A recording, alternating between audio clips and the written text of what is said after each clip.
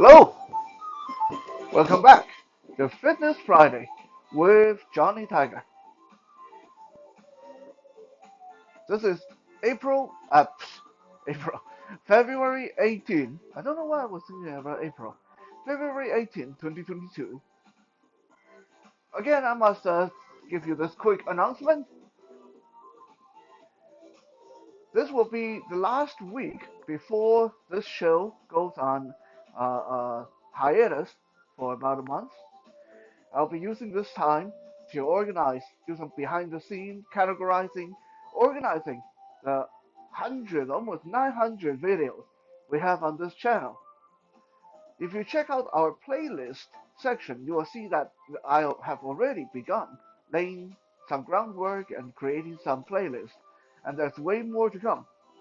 The shows will resume uh, in April. That's why I was thinking about April. Now I got it. Anyway, so uh, as far as what I have planned, I do have Survival Saturday and hopefully either a Soul Search Saturday or Soul Search Sunday. But um, there's no guarantee. Things might get a bit hectic around here, and if I don't get around to them, and that means we will start our hiatus a little bit early. But don't worry, I'm still around. Everything is good. Uh, I will try to check in once in a while during this month if there's anything really cool that I want to share with everybody.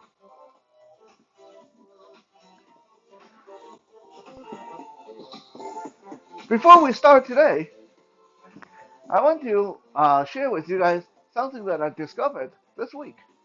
How many of you have heard that a person is recommended to walk 10,000 steps a day?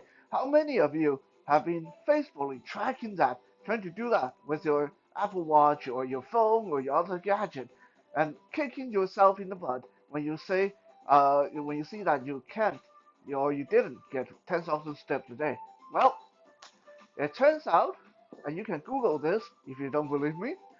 It turns out that the whole 10,000 steps a day was a whole misunderstanding, translation error, a big marketing gimmick to begin with.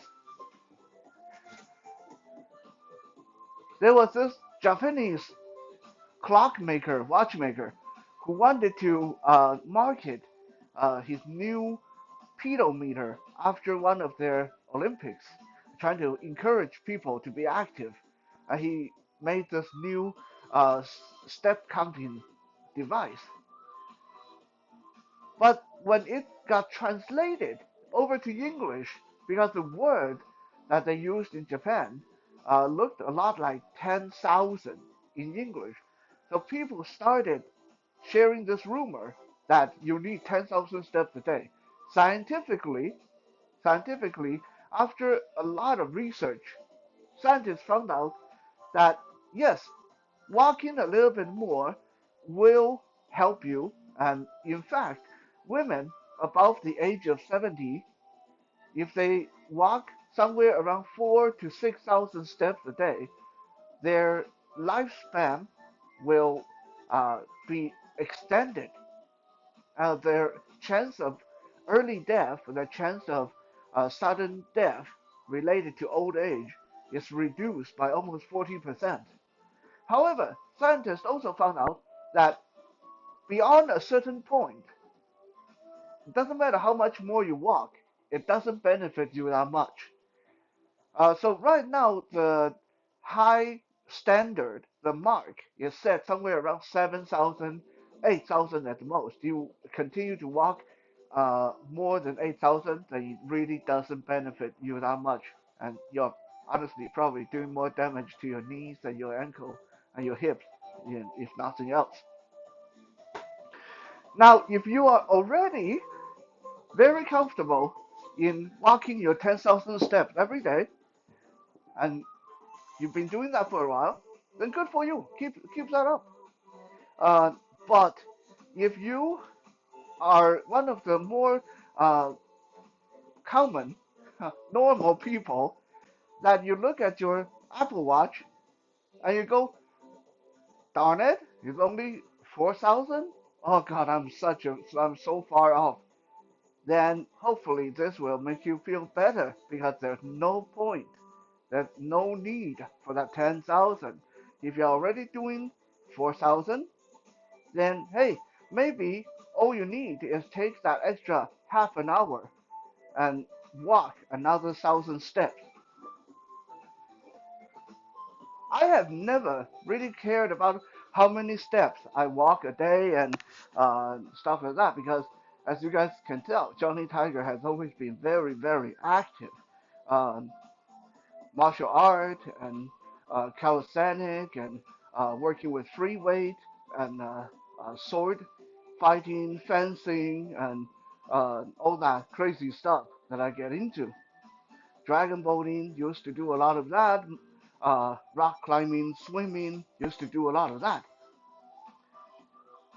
However, this week, after reading that article about all these scientific journals that finding a 10,000 step was a misnomer, Johnny Tiger got kind of curious. So ever since Monday, Johnny Tiger has been keeping his phone in his pocket, whatever he was doing. Normally, normally, what I do is I'll leave my phone on the table and just leave there for most of the day while I get to my other chores. Maybe when I'm going out, I'll pop it in my pocket, and then when I get to the gym, I'll leave it in my backpack or something like that. I almost never carry my phone on me. But this week, I started carrying my phone on me all the time throughout the day, just so it can get an accurate count. And despite of me being very active and staying on my feet all the time, without taking time aside to walk or run intentionally, I was only coming up to maybe 3,000 a day. And then I thought, okay, well, that's not bad, 3,000. Let's see if we get on the treadmill and run for half an hour. What kind of mileage would that give me? So I got on the treadmill and ran like crazy for half an hour, non-stop, mind you. And I checked the step counter, and it went from 3,000 to 5,000. So this shows me this whole 10,000 step thing, aside from not being very beneficial and just a big uh, mistake in translation, it's not realistic. Considering how active I am, I was finding that, whoa, I ran on the treadmill for half an hour and that only racked up 2,000 steps. That means if I wanted to change from my 3,000 to 10,000, I would have to clock in at least uh, 1.5, 2 hours non-stop running on the treadmill. I don't think that was very realistic. So anyway, let's get to some more realistic workout. Stop counting those steps. Again, we're going to continue our resistance band workout. This is why our camera is at a low angle. I hope you guys can see me. Um, we're going to start by going down to our hands and knees. Get the resistance band around your thighs, just above your knee. Have your knees about shoulder width apart. Now, if you have a long band like the one I have, then you want to choke up on the band in your hand so it actually gives your leg resistance. So pull it nice and tight. If you want, you can do this move from your knee. And if you are more experienced, then go on up to your full push-up position on your toe on your hand like this. Okay, so with the band around my side, I'm in a push-up position. I'm going to lift my knee, my right knee, up to the side and down, up to the side and down, up to the side and down. You don't need to lift it very high, but just make sure that you lift. If you feel a little bit of a lower back pain, then stick your butt a little bit higher. Keep your core engaged. Lift your leg, down. Lift your knee, down. Lift your knee, down. Lift your knee, down. And we're going to switch side. If you're wondering what this move is called, it's a very rather embarrassing name called a fire hydrant. I think you already know why it's called a fire hydrant. This looks just like a dog getting ready to take a leak. Okay? Lift my knee and down. Lift the knee to the side and down. Lift the knee to the side and down. Knee to the side. Like I said, if you want, you can do this on your knees. No problem, right? You don't have to do it from the push-up position.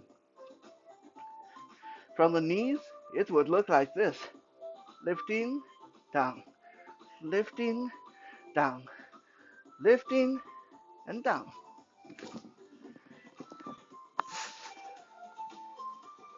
Next, let me show you guys how to do some kickback. Again, we're going to stay on our knees and our hands. This time, the band going to be under the arch of my left foot. And I'm going to hold on to the other end of the band in my hand to give my leg resistance. Again, you can pick to do this on your toes and hand from push-up position or on your knees. And all you will do is take your left foot, the one that the band is around, off the floor and push back. So keep it as close to the floor as long as you don't scrape the floor. Push back. Extend your leg. Push back. Extend your leg. Push back. Extend your leg. Push back and in. Nice and slow. And then we'll do the other side. Switch the band to our right foot. This time I'm going to stay on my knee so you guys can see what this looks like. Might be a little bit more comfortable if you go down to your elbow. Up to you. Take the foot off the floor, push back. Stay close to the floor, but don't touch the floor. Come back in, push back. Come back in, push back. Come back in, push back. Come back in. And we'll transition smoothly to our third exercise, which is kick up. The one we just did was kick back, and now we'll do kick up. And it's basically the same thing, keeping the band under my right foot and still providing tension on the band with my hand. This time I'm going to go up into push-up position. Again, you can do it on your hands and knees if you want. And this time I'm going to kick high toward the ceiling. Right? If you have sciatic problem, you might want to skip this one. Kick up and back as high toward the ceiling as you can. High toward the ceiling. Slow out, slow in. Now we'll switch foot, switching the band from right to left. Keeping tension on the band with my hand. Going up to push-up position, kick up toward the ceiling and down. Kick up toward the ceiling and down. Kick up toward the ceiling and down.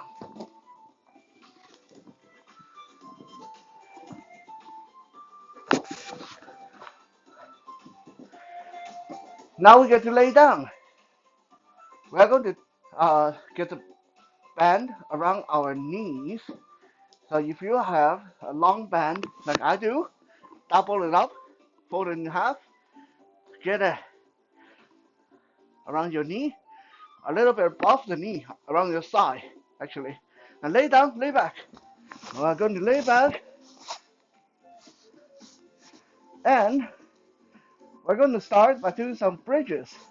Right? All that is keep your feet as close to your butt as you can, about hip width, and then keep your hand by your side, or I personally like to keep my hand under my lower back or under my butt because it's helps massage me when I'm doing bridges. But it's up to you. You can put your hand behind your head too. Okay, whatever is comfortable. Pushing your heels into the ground, lift your butt up towards the ceiling. Hold and down. Up and down. Up and down. Okay? Now this part you actually don't really need resistant band. It doesn't add anything. You do it without resistant band. The reason we have resistant band around our leg is once you're comfortable with your bridges, we're going to do some bridge clam. Last week I showed you guys how to do the clam, which is opening and closing your leg with a band around your leg. So this time we're going to do it from a bridge position. So this time, when I go up, when I lift my hip up off the floor, I'm going to hold this pose rather than dropping down. And while I'm holding the bridge, I'm going to slowly opening, closing my knees. Open, close. Open, close. Holding your butt in the air the whole time. Open, close. Open, close. Open, close. Open, close. Open, close. Let me see if I can turn. So you guys can get a different view. Okay, holding the bridge. Open your leg, closing your leg. Open your leg, closing your leg. Nice and slow. Just like that. And relax.